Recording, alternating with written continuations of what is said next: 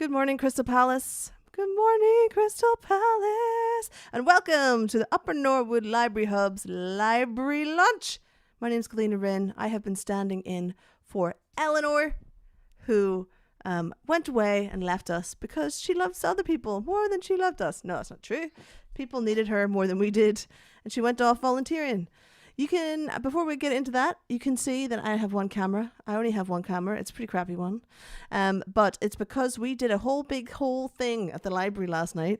Finding Wonderland is available to rewatch on our YouTube channel and on Facebook. And it's where all my good cameras are. Hooray! So don't go thieving them out of the library because, I've locked them away in a special magical dungeon and you can't get them anyway. So anyway, let's just move on, shall we? Don't know where I was going with that. Please welcome back Eleanor! Ta-da! Hello! Hi, Rin. Thanks. How are you doing? Yeah, all right. It's nice to be back, mostly. Hooray. Why don't you just tell everybody what you've been doing? What have you been at? So I have been working in a small guest house in Croatia. It's a really lovely place. It's my third year working there through August. It's run by Anna Cahoon and Matt Perver, who are awesome people. It's all about food and sustainability, and it's sunny and expansive views, space. It's close to the sea. It's also close to hills, green fields, and it was amazing again. So what kind of activities went on? What were you doing? Well, I was doing quite a lot of cooking and cleaning and gardening. So it's always good to do that. I don't tend to do it so much at home, so it's good to get some practice in. That's cool. I can see that Cora is saying hello to you in the chat, and I can see there's other people in the chat as well, but unfortunately we're on the new Facebook and Facebook is not letting us see your names. So if you want Eleanor to know that you're there, you're going to have to tell us in the chat on the main library page, not in one of the watch parties or any of the shares, on the main library page. Please just drop your comments and questions in there. So what got you involved in all that? Well, how long a story do you want? Oh, and I'm going to actually just say hello to Helen and Nick as well, who I can see are watching. Yeah. So, hi guys, thanks for watching. So I got involved it's a long story, but I'll make it a short version. A few years ago, I was looking for a Christmas present for my brother. And I wanted something that would be a little bit different for him, that would be an activity and something that had a social element, so would bring him into contact maybe with new people. I can't remember exactly why, but it seemed a good idea at the time. And I found a website called the I'm going to say cultural anthropologist, but that's not culinary anthropologist. That's right. That's the one. And there were all sorts of things like cooking classes and cooking club and secret dinners and all sorts of things that sounded really interesting. And I ended up getting my brother 3 cooking club places. So this was, you turn up at a certain time one evening, there'll be up to 10 people there, you cook together and then you eat dinner together, all under the guidance of Anna Cahoon, who runs this guest house. And so I gave this to my brother kind of in the back of my head going, I quite like the sound of this. And he gave a good report. So I actually went along and did some of the cooking clubs as well, and then saw that she was doing a bread day.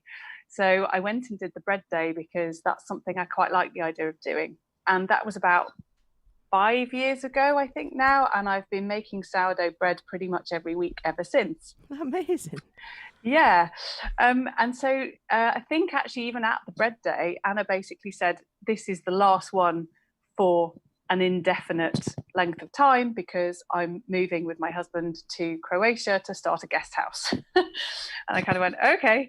But yeah, so the next year, instead of doing the classes, I did do a class actually, but I did it in Croatia in their newly opened guest house, which was really awesome. I was there for about 3 days with my friend Barbara, who in fact started the library lunch with you, so you know Barbara, and I loved it, but 3 days was not enough, and I really wanted to be part of the life there for a bit and kind of just see what that was like, and they happened to have a volunteer there that the year I was there as guest, and so I thought, oh, I wonder whether they need a volunteer next year, and it turned out they did.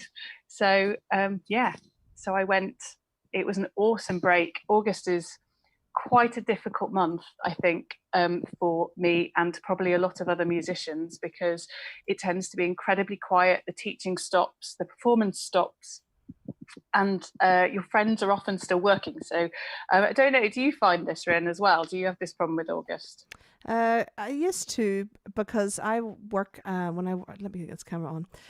So when I work in club nights, July and August, nobody wants to be in a dirty metal club over those months. So we tend to have really small parties and the club nights go down.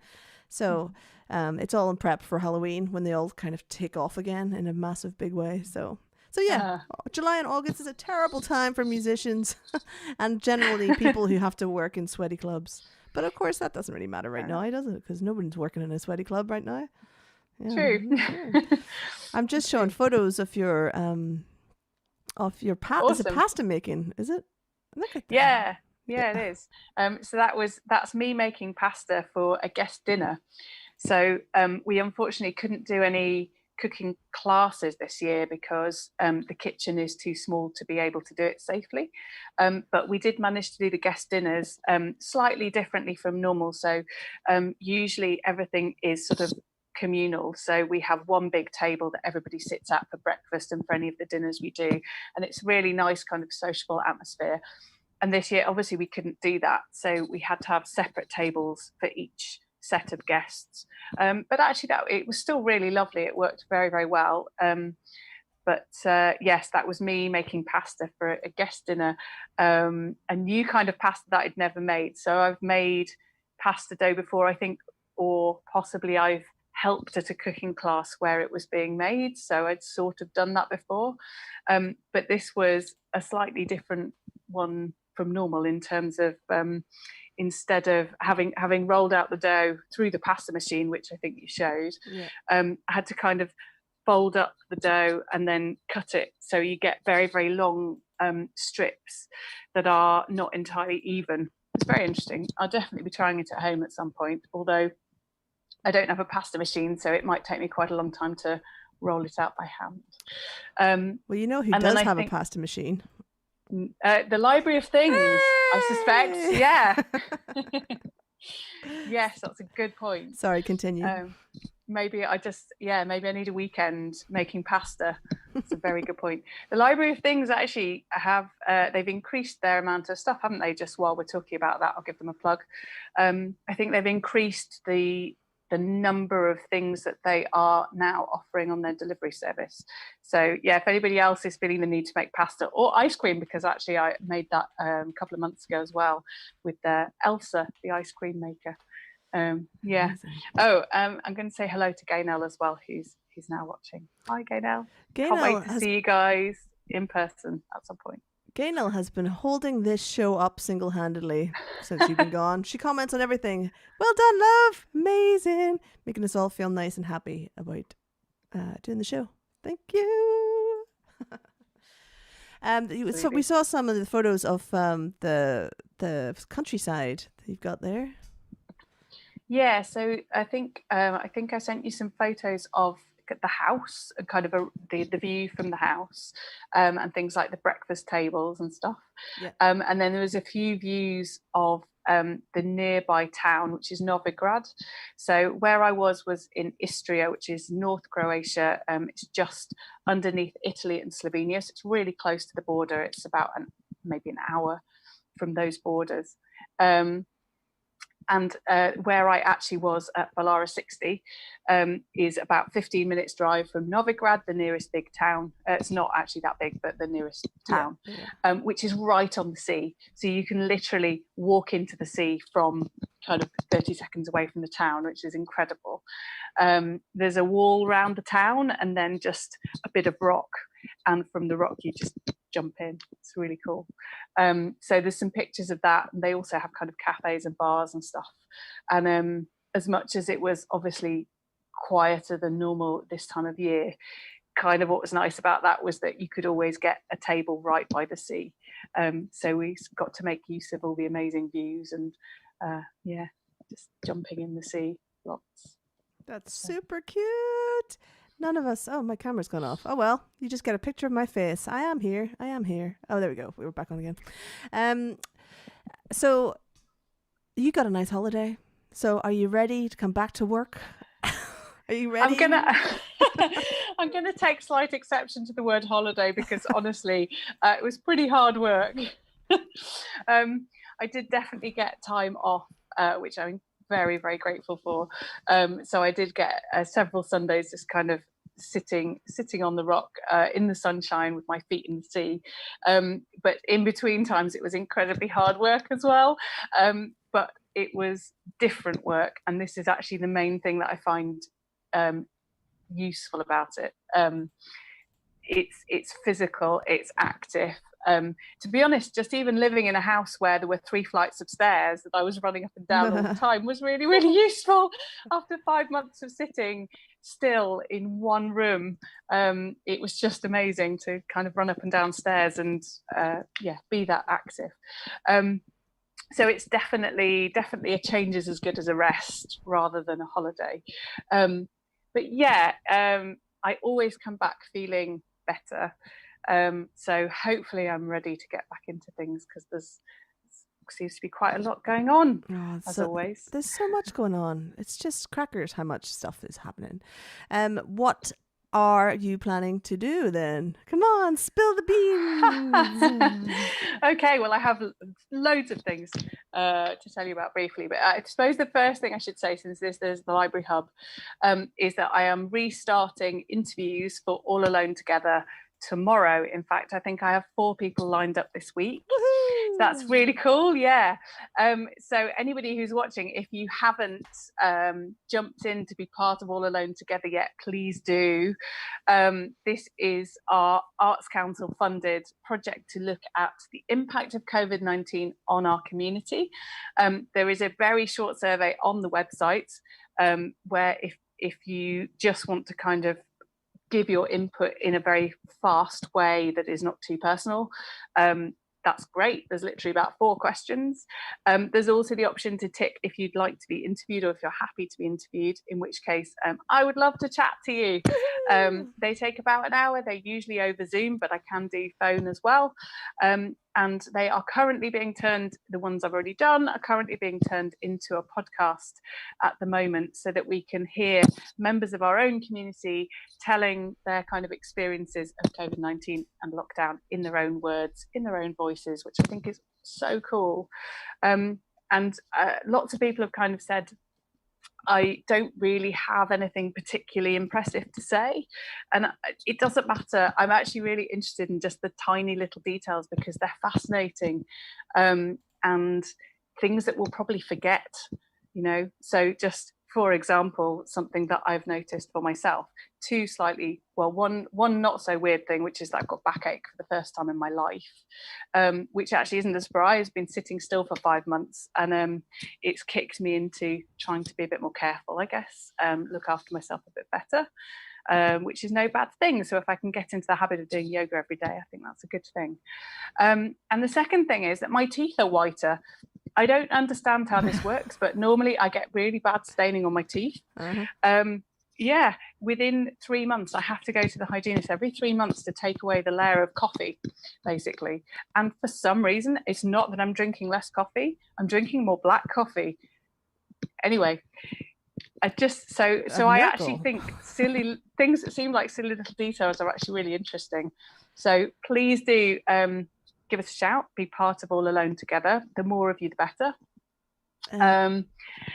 We've got a question from the floor, actually. Patrick has come in with a question from Patrick. He says, hello, my duo. Nice meeting you. Just tuned in. it's still for me lockdown. Lockdown is still for him because he is at home. What do people who take part in this project gain from this? Oh, interesting. That's a really good question. I think mainly, firstly, being part of something. So I know lots of people have been worried about and making quite a big effort to stay connected with community and to look for ways to get involved. So even when we're at home, locked inside our houses, and Patrick, I'm sure that you're not the only person. In fact, I'm quarantining. So for a couple of weeks, I am definitely locked inside my house. So sympathies. So being part of something, connecting with something maybe that you wouldn't normally. And I think being part of an oral history that is going to be there for decades to come. You know, the plan is that we are looking to get at least 60 interviews, different people, as broad a cross section as possible in the community, talking about their experiences. But you know, we'd love to grow that further. That's just the initial stage with the funding we've got right now. It would be amazing to be able to keep that project going and keep building on it, because I mean, apart from anything else, the situation keeps changing. So as you said, Patrick, you're still in lockdown. Everybody's in slightly different scenarios. It changes week by week, day by day. And so I've noticed this with the interviews, that the early ones I did, we were only just starting to come out of lockdown. Whereas now some people are kind of almost back to normal, back to work. And it's really interesting seeing the shift. And we'll be able to do that. You know, if we look back in a year even, and the different interviews kind of give us literally an oral history of how things changed, maybe. I think that's all I've got for the moment. Yeah, that's cool. Also, you get to chat to me, which is hopefully fun. You won't know this actually, but since you've been gone, Anya is going to be doing a dance recital, a dance routine to the first 6 podcasts. So she's not dancing to music; she's going to dance to the voices that are on the first 6 podcast episodes. That's so cool. Yeah. And actually also, Rin, that's a really good point, that the podcast is only a starting point. So that was always the intention of like the first stage, but we really want it to become the basis for other things. So creative, artistic projects that use our community's words. So that's awesome to know that. Thanks. Yeah, cool. Yeah. So I actually have a huge piece of work on my desk that I am now very late with the branding for that particular project. Actually, there's a couple of things I haven't done. I'm so bad. Anyway, let's not talk about that. What else? You've got singing. You've got some singing we want to discuss as well? Yes. So I've got kind of three projects that I'd just like to tell you about very quickly. Anybody who's watching, if you are looking for some music and or something maybe slightly social, though we obviously have to be a bit careful, but sort of with the community connection, I've got 3 things for you. So the first thing is I'm running a band musicianship course with my fab drummer colleague, James Taylor. We're actually running 2. So we're running 2 different levels. We ran one online very successfully last term. So we're doing a follow-on course for those people and for anyone who's got some experience working in a band or collaborative musicianship and wants to take it a bit further. This is mixed instruments and voices. And there's a level 1, which is for anybody who feels a bit new to maybe working in a band or collaborating.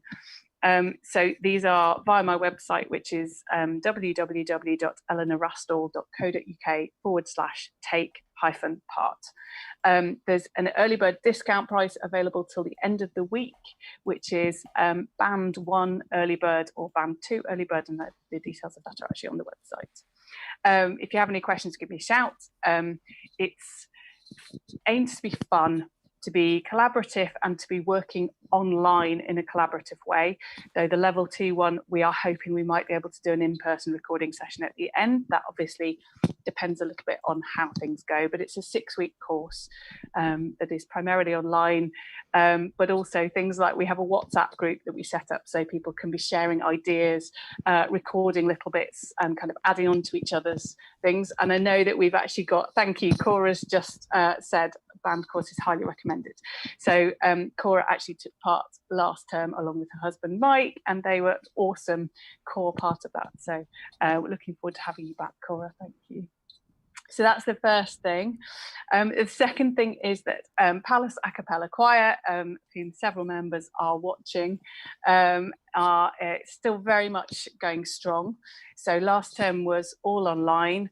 This term we're hoping to do a mixture of online and small group in-person sessions, which I'm going to be trialling in the next month or so, and I'm currently doing a risk assessment along with Chris Neath, who's the manager of the Library Hub, to make sure that we can do that safely. But I know everybody is really, really keen to get back to in-person stuff, me included. So yeah, we're going to be trialing that, but we'll also be doing online Zoom rehearsals, and we're still keeping the connection from last term with Quaggy Community Choir. So we're going to be doing a bit of a mix of our own stuff and collaborating with them. Partly working towards a recording project for you, Rin. Woo-hoo! In fact, do you want to say anything about that? Because you know more about it than I do. So yes, my second album is in the process of being done. It was due to be out already, but you know, the reasons. So it's going to get mixed and mastered in February, and I'm hoping that the Palace A Cappella will, or Palace A Cappella, not the Palace A Cappella, will do some of the harmonies and just generally get involved on pretty much any and every song that's on that album. And there it goes between kind of rocky piano stuff and just actual metal. So it's gonna be quite a lot of stuff, and it's gonna be cool. I think it's gonna be cool. We started already. Eleanor's done some harmonies on one of the pieces, and that song's actually finished. So we can get into recording it pretty soon. I'm just waiting for you to send me the most recent version. I know, I'm terrible. Just when I've got, like, because I had Daniel's show, you know, and all the stuff that went into that, that's all I can think about if I've got a big show like that to work on. That's and I just forget everything else, just goes out the window. I'm terrible like that. I'm just like single-mindedly must do one thing at a time. And it's always huge. It's always really huge. And it took me weeks to get that done. But that's done now. Well, it's done. So, it's done. Yeah. So we get to move on. Yeah, exactly. So Gaynell actually says we are the Palace A Cappella. I think we should keep that. We are from now on the Palace A Cappella. The Palace A Cappella. Yeah, I like that. Excellent. But we're really looking forward to doing that. I can't wait to get on with it. Yeah, but what about we're just going to talk about the seasonal one? Are you going to tell me that? Yeah, so that's the other thing that we're going to do in collaboration with you and the Library Hub, is to hopefully do a Christmas album of some sort. And I think Quaggy Choir are up for joining us for that, which probably means that we'll have an awesome arrangement of a Christmas piece by Jake Alexander as well, which will be really cool. And depending on circumstance, I think, Rin, we were talking about this the other day, but hopefully we can do, it will be a recording project, but I'm hoping that we can do some bits of the recording in small groups in the Library Hub so that we can start to get back to little bits of in-person rather than everybody recording on their own in isolation at home.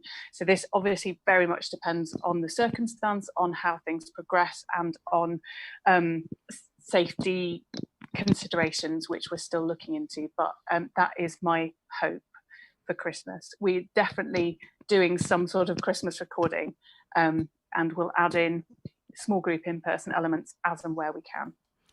Yeah. Well, your choir members in the chat are just going mad. So you're like, yay!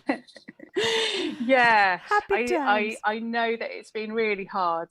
We have an amazing community in Palace A Cappella. It's one of the biggest delights of my life at the moment is the community that we've created here, and it's down to such an amazing group of people. And all through lockdown, we've had a core group who are on the Facebook online sessions, who are bantering away in the chat, who are contacting each other to make sure people are okay. They are entertaining each other in the WhatsApp group, sending videos of things that they are working on at home, and it's just been absolutely amazing. It's certainly kept me lifted. So thank you guys. I know that you're desperate to get back to in person, and I will be in touch with you about that soon. We'll do it as best we can safely, but that's definitely the aim for this term. So thanks, guys. I can't wait to see you. Amazing. So I've got one more thing to tell you about. Well, it's a live stream. You can just go. Yeah, we don't need to stick to time. Awesome. It's a live stream. That's fine. It's all right. We've got a couple of minutes left, haven't we? Doesn't matter. Just go for it. Doesn't matter. So the other thing is the live stream crib notes sessions. So I do need to talk to you about exactly when we do those and stuff. But crib notes, which is in theory is a parent and baby choir, but at the moment we can't yet get back to that in person. So we're going to be continuing live stream sessions. So that what that means is it's open to anybody. You don't have to be a parent. You don't have to have a young child. You can just jump on the stream and sing along at home. So we are going to be continuing those sessions as of next week. And it'd just be brilliant to have you all come and watch, sing along at home, and just as always, comments, likes, sharing, everything just really helps us to remember that we're teaching actual people. And as a kind of preliminary to that, we have a premiere of our most recent virtual choir project tomorrow, 6 p.m. on the Crib Notes Facebook page. This is the premiere of Jake Alexander's lovely round, Those Who Wish to Sing. The words are, those who wish to sing always find a song. And it just seems so appropriate. He wrote it for World Voice Day this year, and it became a virtual choir project that incorporated not only members of Crib Notes, members of Palace A Cappella, members of Quaggy Community Choir, but also lots of other groups, local groups. It was part of a Make Music Day project. So we had lots of local groups, and also I think people from as far away as, France. We definitely had one from France, someone from Japan, I think. We had people from North London, which is also quite a big stretch. So yeah, it was a fabulous project, and we are premiering it tomorrow, 6 p.m. on the Crib Notes Facebook page. So if you're interested in kind of joining our live stream, do pop along, watch the premiere, and you'll get an idea of what we're doing at the moment, what we're going to be doing this term. We will have announcement about a new virtual project very soon. Ooh, fancy pansies. So loads and loads of music, going on, and please, lots of different kind of ways of doing it. So we've got Facebook Live, we've got Zoom, we've got small in-person sessions when we can, and a mixture of all of those. So if you're looking for some music, pick your preferred medium, and please do come join us. The more the merrier. Amazing. Okay, cool. Eleanor you'll be coming back to take interviews. You just be rejoining the presentation panel for these shows, right? Yeah, that too is happening, right? Well, I'll think about it. No, it's happening. Me and Kat have done a good job, but we can't. You've done a great job. There's just no one can ever stand in for you. Like, no one's going to care for people quite as much as you do. You're just flattering me to make sure I come back. Yeah, that's right. That is correct. Yeah, that is correct. Okay, so we're gonna drop off there. I think we've ran over a little tiny bit, but that's cool. And we'll be seeing Eleanor again, obviously, because she'll be back hosting this show on some days, if not every single day, for the rest of her life. I do apologize. We'll discuss later. Yeah, we'll discuss that later. I do apologize. My camera has gone completely out of sync. It's just all my good stuff is at the library, and we may have got a bit drunk after the show last night and woke up a bit late to sort anything out. So there you go. That's it. As you can see, we have raised over £1,000 now for the library, and that money came. A majority of the money has come from the West End musicals, but Eleanor's singing classes did raise some of that in the early days of lockdown, as well as some of the Covers Cafe. So it's a team effort. It's a big team effort. I can also tell you that the West End musical folks last night, I think they raised £500 in ticket donations before the show. So it's been very successful. It's been very successful. So it has. The whole thing is just amazing. It's amazing. So you can always still give to the library. We'll take your money if you've got a wee penny or two that you can offer up. We're happy to take that. You can rewatch the West End musical stuff, and if you rewatch any of those, you can also just give money at that point. I mean, it's all great. It's all good. I'm just going to put the links in there for you in the chat. And then the last thing I have to tell you is that Casper is available to help out any folks out there who have technical problems. If you have maybe a granny or an aunt or an uncle or a grandfather, it doesn't really matter what type of human they are. If they're a type of human who just cannot get their head around technology, Zoom, online banking, ordering food from Sainsbury's or other providers of food, there are many providers of food. We are not sponsored by any of them. Then Casper's number and details are there, and you can ask him to help you out. And that's a service worth its weight in gold, quite frankly. Worth its weight in gold. Gaynell says, great live lunch as always. Thanks, Rin and Eleanor. Yay! Yeah, it was all right. It was good. I'll accept that. I'm my own worst critic, I swear. Like, everything is always terrible. Anyway, thank you. Just a typical performer, Rin. I know, right? Just can't let it go. I should take that thing from Frozen. Anyway, let's just move on. Anyway, we're back tomorrow at 12. I don't know who's going to be presenting, and I've completely forgotten who we're interviewing. So there's no information about tomorrow. You'll just have to tune in and see what happens. Mystery live lunch. Mystery live lunch tomorrow. It's all written down somewhere. We're not flying by the seat of our pants. I swear there's a rhyme and reason to everything that we do. I just don't know what it is right now. Mostly because I drank too much wine last night. All right, we'll see you tomorrow. Everybody have fun. Okay. Bye, guys. Bye.